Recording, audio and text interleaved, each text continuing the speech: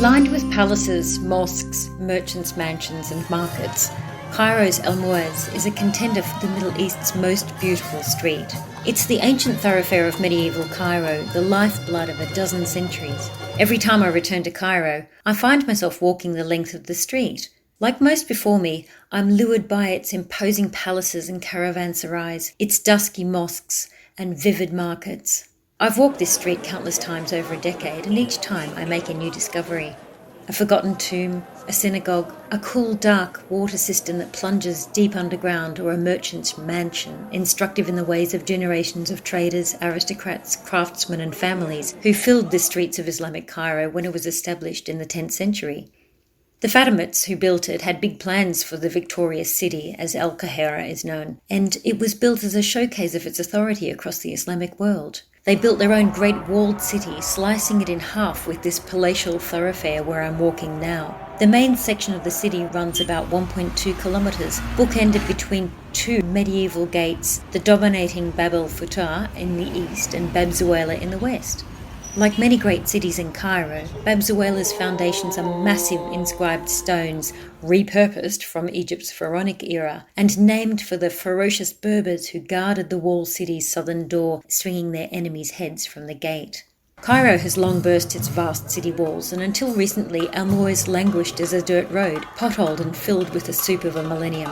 However, in the northern section of the street, from Bab el-Futar to the bewilderingly busy Al-Azhar Street, it is beautifully paved. This is Bain el-Qasreen, or the Palace Walk. At sunset, its turrets, towers and the imposing thousand-year-old gate begin to glow, lit from the ground to cast a rainbow of light across their beautiful faces. The extravagant promenade lures photographers, fine artists with their easels, walking tour groups and local admirers, and me, until late in the evening. Along the way you could buy a heart-shaped stick of fairy floss, a shisha pipe, a portrait of the last king of Egypt, or perhaps a vintage black telephone if you should wish it. But the true stars of this UNESCO-listed World Heritage Site include the school, minaret, hospital and mausoleum of Qalawun, its inlaid stone, stained-glass windows, marble and soaring ceilings masterfully created in just 13 months in the 1200s. There's the beautifully modest Mosque of Al-Aqmar, built a century before, which is now sunken low into the street, and the oldest building, Al-Hakim Mosque, in the past served as a prison, a stable, a school and even a fortress under Napoleon. Drift into a street of copper fields, tiny workshops, or spy a man brewing the coffee and sweetening the tea that fuels the market for the long day. Long-legged boys run the streets, trays loaded with small glasses, steady against the onslaught of traffic that cuts the ancient thoroughfare in two. The best time to begin your visit to El Muez is an hour before sunset. To my mind, there is no finer view of Cairo than from the roof of the Al Ghuri or Sultan Al Murayyad mosques. For a handful of Egyptian pounds, the mosque attendants will take your shoes and lead you to the rooftops where 100 loudspeakers broadcast the call to prayer at sunset. To one side, you'll see Cairo's mad bazaar, Khana Khalili, where the city hut trades in gold, copper, fragrances and fabrics, and has been doing so since the 1400s. Add a modern layer of Nefertiti fridge magnets, sawdust stuffed camels and gaudy belly dancers' costumes, as well as hand-thrown ceramics from the Egyptian oases, and maybe an antique chandelier from crumbling mansions for a heady mix of tat and treasure. Crossing Al-Azhar Street, look up to the most spectacular 16th century Sultan Al Ghuri complex with its two pillars straddling the street. In its heyday, this was a mausoleum, a mosque, a school and a kanak, which is a gathering place for Islam's mystics, the Sufis.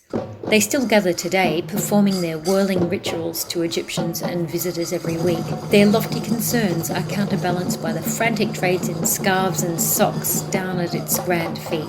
From here, El Muez moves from pleasantly jumbled to downright chaos. Shops selling diaphanous nighties and leopard print lingerie rub shoulders with Cairo's last maker of the fez, the distinctive red cap with its black tassel made famous under the Turkish Ottomans.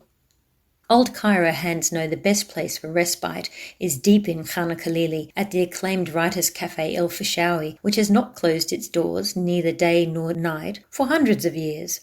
Egypt's only winner of the Nobel Prize of Literature, Naguib Mahfouz, wrote Palace Walk here where he grew up. The city might have changed. There may be shopping malls growing out of its sides and spilling over into the Pyramids complex. But the heart of the city remains, with its 1,500-year-old Coptic churches, its 700-year-old markets, its palaces, its mosques and its mansions. And the beat is strong.